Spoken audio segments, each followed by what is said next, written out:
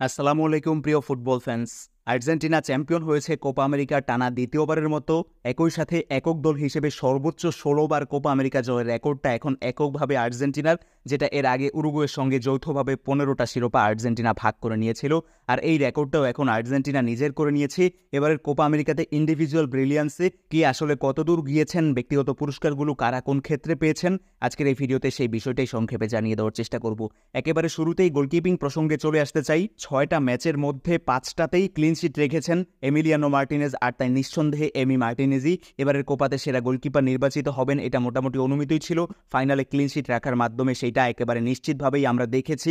Emi Martinez কিন্তু এবার আর কোনো উদ্ভট সেলিব্রেশন করেননি। এই পুরস্কারটা জয়ের পর তিনি ভক্তদের উদ্দেশ্যে যেভাবে নাড়িয়ে দেখেছেন, তার এই পরিবর্তনটাও আমাদের ভালো লেগেছে। এরপর হামেস রদ্রিগেজকে দেওয়া হয়েছে গোল্ডেন বলের পুরস্কারটা, অর্থাৎ কোপা আমেরিকার সেরা প্লেয়ারের পুরস্কারটা, এবং একেবারে যৌক্তিকভাবেই হামেস রদ্রিগেজ এই পুরস্কারটা পেয়েছেন।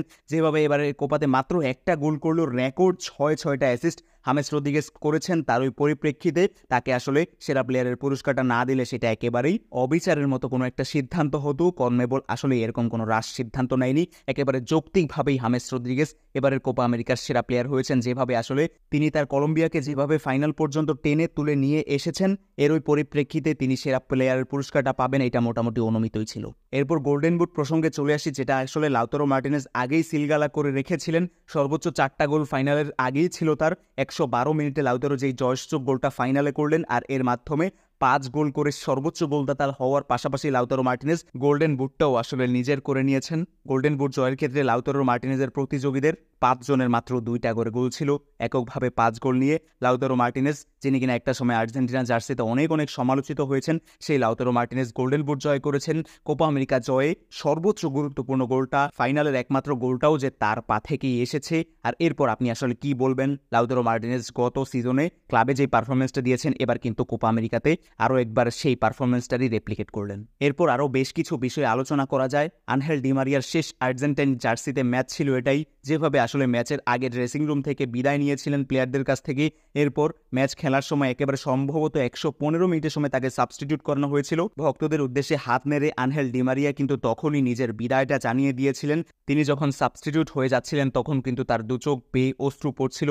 একেবারে অশ্রুসিক্ত নয়নে আনহেল ডি মারিয়া নিজের বিদায়টা বলে দিয়েছেন।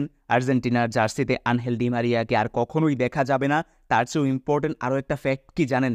এই প্রথমবার আনহেল ডি মারিয়া আর্জেন্টিনার হয়ে কোনো একটা ফাইনাল খেলেছেন, গোল করেননি। হ্যাঁ, ঠিকই শুনেছেন, এবারের ফাইনালে ডি মারিয়া গোল না পেলেও আর্জেন্টিনা জয়লাভ করেছে, যেটা আসলে ডি মারিয়ার ফাইনাল খেলার হিস্ট্রিতে আর্জেন্টিনার জার্সিতে এবারই প্রথম। এরকম কত শত ঘটনাই তো এবারের ফাইনালটা জন্ম দিয়েছে। লিওনেল মেসি 65তম মিনিটের সময় সাবস্টিটিউট হওয়ার পরে যেভাবে আসলে সাইড বেঞ্চে বসে কেঁদেছেন, এরপর এই বিষয়টা দেখার পর আসলে কারোর কি ভালো লেগেছে? আমাদের কারোরই আসলে ভালো লাগেনি এই বিষয়টা। যেভাবে ইনজুর্ড হয়ে মেসি কোপা আমেরিকার নিজের শেষ ম্যাচটা খেলে ফেললেন, এরপর আসলেই তার এরকম আবেগে আক্রান্ত হওয়ার অনেক বিষয় কিন্তু ছিল। লিওনেল মেসি নিজের আবেগটা হয়তোবা কন্ট্রোল করতে পারেননি। বোঝাই গিয়েছিল হয়তোবা আর্জেন্টিনার হাত থেকে ম্যাচটা ফসকে যেতে পারে। এই কারণে লিওনেল মেসির এরকম অশ্রুসিক্ত নয়ন আমরা দেখেছি। শেষ কবে এরকম কষ্টের কান্না লিওনেল মেসি কেঁদেছিলেন?